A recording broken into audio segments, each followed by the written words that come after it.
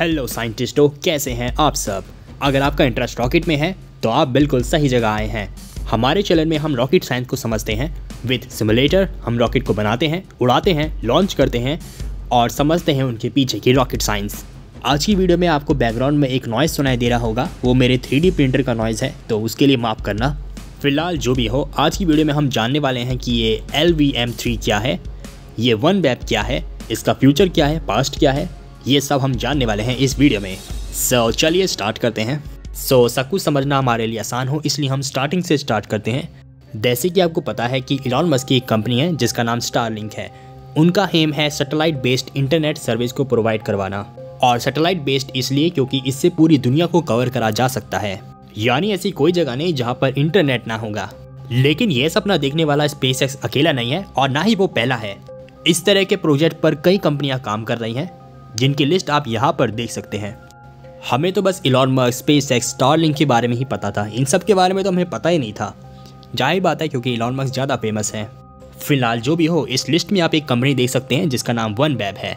यह कंपनी कुछ हद तक स्टारलिंक जैसी है, इनका भी गोल सेम है। इनका गोल है पूरी दुनिया में ब्रॉडबैंड इंटरनेट सर्विस प्रोवाइड करवाना लोगों को, और ये ऐसा 2033 के अंत तक कर लेंगे, यानी इन्हें सिर्फ 4 और लॉन्चेस करने हैं। इसके बाद इनका गोल पूरा हो जाएगा।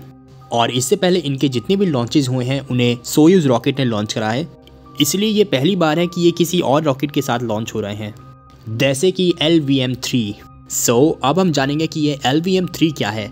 आखिर ये रॉकेट GSLV Mark 3 जैसा ही तो है। इस सवाल का आंसर रॉकेट के नाम में ही छुपा है।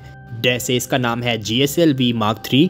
GSLV की फुल फॉर्म है जियो सिंक्रोनस लॉन्च व्हीकल, यानी इस रॉकेट से हम जियो सिंक्रोनस ऑर्बिट तक पहुंच सकते हैं या उससे भी आगे। लेकिन इस बार जो GSLV लॉन्च होने वाला है वो जियो सिंक्रोनस ऑर्बिट तक नहीं जाएगा, उसे से लो अर्थ ऑर्बिट तक जाना है। यही कारण है कि इस मिशन के लिए इस रॉकेट का नाम चेंज कर दिया गया, GSLV से GS को हटा दिया गया। याद रखिएगा कि ये रॉकेट का नाम चेंज नहीं हुआ है, ये सिर्फ इस मिशन के लिए चेंज हुआ है। उम्मीद करता हूँ आप समझ गए होंगे, ये एक ऐसा क्वेश्चन है जो हर किसी के दिमाग में चल रहा है। ओके, अब आगे बढ़ते हैं। अब हम समझेंगे रॉकेट के डिज़ाइन को। मैं पूरे रॉकेट के डिज़ाइन को नहीं समझाऊंगा क्योंकि मैंने पहले एक डिटेल वीडियो बना रखी है इसके ऊपर। मैंने 3D सिमुलेटर के साथ आपको एक्सप्लेन करा है। फिलहाल मैं आपको इतना बता दूं, रॉकेट का नाम तो चेंज हुआ ही है, लेकिन साथ में रॉकेट में छोटे मोटे अपग्रेड्स भी हुए हैं, और ये अपग्रेड रॉकेट के 3rd स्टेज में हुए हैं, यानी C-35। इस मिशन के लिए इसरो ने नए पेलोड एडेप्टर्स लगाए हैं और इंटरफेस रिंग में भी अपग्रेड करे गए हैं सैटेलाइट डिस्पेंसर के लिए। जैसे कि आप देख सकते हैं, ये है रॉकेट की फेयरिंग। यहाँ पर मुझे सैटेलाइट को डालना है, तो मैं ज़रा डाल देता हूँ OneWeb के। मुझे पूरे 36 सैटेलाइट को डालना है इसके अंदर, क्योंकि इसरो भी इतने ही लॉन्च करने वाला है। सारे सैटेलाइट फेयरिंग के अंदर फिट होने के बाद इस पेलोड का वजन 6 टन होने वाला है, यानी ये अब तक का हैवीएस्ट पेलोड है जिसे इसरो लॉन्च करने वाला है। अगर आप बाद में देख रहे हैं तो इसरो कर चुका होगा। फिलहाल आप ये देखिए, ये सैटेलाइट कुछ ऐसे दिखते हैं, और रॉकेट के अंदर फिट होने के बाद ये सब कुछ ऐसे दिखेंगे। और जो मैंने बनाया है वो पेलोड फेयरिंग कुछ ऐसी दिख रही है। ये पूरे सैटेलाइट तो नहीं हो पाए, लेकिन कोई बात नहीं, ये तो मैंने आपको समझाने के लिए बना रहा हूँ। आप बस समझ लीजिए कि इसमें 36 सैटेलाइट्स हैं। ओके, आगे बढ़ते हैं। अब हमारा रॉकेट लॉन्च पैड पर है और अब वो लॉन्च के लिए तैयार है। तो इससे पहले मैं इस रॉकेट को लॉन्च करूँ, मैं आपको ज़रूरी बात बताना चाहूँगा कि ये GSLV Mark 3 का पहला लॉन्च है लो अर्थ ऑर्बिट तक। इससे पहले GSLV Mark 3 लो अर्थ ऑर्बिट तक जाने के लिए कभी इस्तेमाल नहीं हुआ है। और उससे बड़ी बात यह भी है कि ये GSLV Mark 3 का पहला कमर्शियल लॉन्च है, जो कि बड़ा माइलस्टोन है इसरो और NSIL के लिए, क्योंकि इससे हमारी इमेज अच्छी बनेगी global commercial launch service market में। यानी हो सकता है कि हमें और भी ज़्यादा कॉन्ट्रैक्ट्स मिले सैटेलाइट लॉन्च करने के लिए। ओके, तो रॉकेट की तरफ बढ़ते हैं। उल्टी गिनती शुरू हो चुकी है और lift off. Rocket lift off होगा अपने सॉलिड बूस्टर की मदद से। उसके थोड़ी देर बाद ही सेकंड स्टेज के इंजन इग्नाइट हो जाएंगे। ओके, तो मैं टाइम को आगे बढ़ा देता हूँ। इस वीडियो में मैं लॉन्च और मिड लॉन्च की बात नहीं करूँगा, क्योंकि ये सब बात मैं अपनी गगनयान वाले वीडियो में करना चाहता हूँ, इसलिए मैं आपको सिर्फ सिमुलेट करके दिखा देता हूँ। ओके, फिलहाल हमारे रॉकेट के बूस्टर सेपरेट होने वाले हैं, और ये booster shut down and separation. Booster ने हमारी वेलोसिटी इतनी बढ़ा दी है कि हम लिक्विड इंजन से भी अब आगे बढ़ सकते हैं।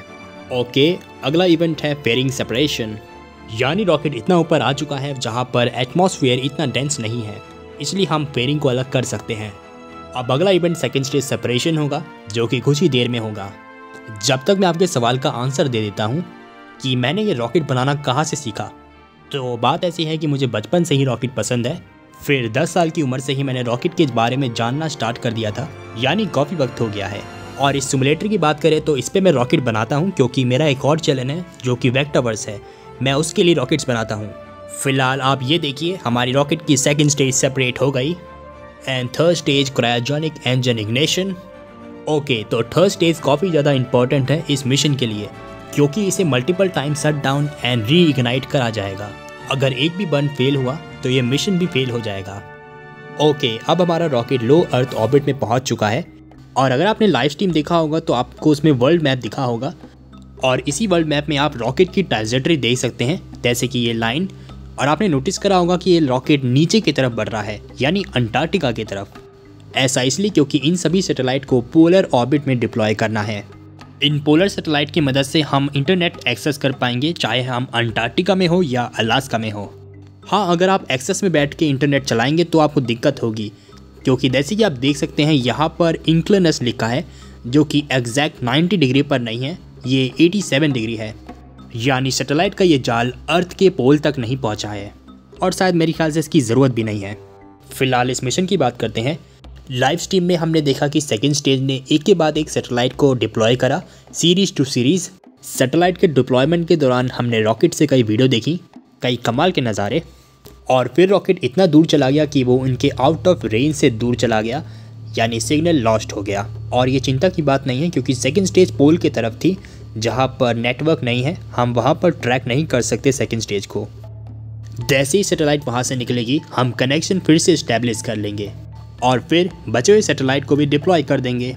ओके, तो मैंने अपने सैटेलाइट्स को डिप्लॉय कर दिया है। ये सैटेलाइट लो अर्थ ऑर्बिट में डिप्लॉय हुए हैं, इसलिए ये धरती का चक्कर काटने में 109 मिनट्स लेंगे। और ये सैटेलाइट जियो स्टेशनरी के बजाय लो अर्थ ऑर्बिट में है, जिसके कारण लेटेंसी कम होगी।